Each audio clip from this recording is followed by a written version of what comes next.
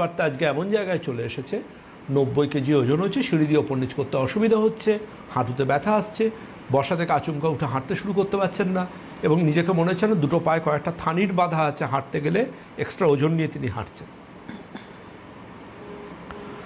এই যে টোটাল যে ম্যাটারটা, এই ম্যাটারটার মধ্যে কিন্তু আমি একটা জায়গার উপর খুব স্পেসিফিক হাইলাইট করব, ভীষণ রকম হাইলাইট করব।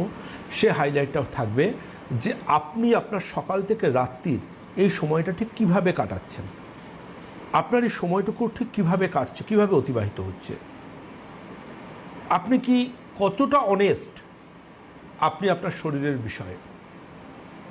কেউ বলেন যে আমি জিম করছি কিন্তু রোগা হচ্ছে না, আমি বলি জিম করে রোগা হওয়া যায় না।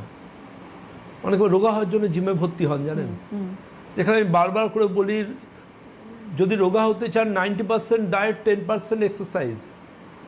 90% ডায়েট, সেখানে আপনি রোগা হতে জিমে যাচ্ছেন।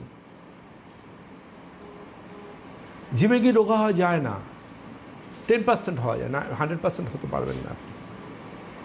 কিন্তু দেখতে হবে আপনার যে ওয়েট গেইন করার পেছনে কি কোনো অন্য কোনো কারণ আছে, থাইরয়েডের সমস্যা আছে, নাকি আজকে আমরা ডাক্তারবাবুরা নতুন করে যেটা ভাবছি সেটার সমস্যাটা আপনার আছে, দ্যাট ইজ স্লো মেটাবলিজম।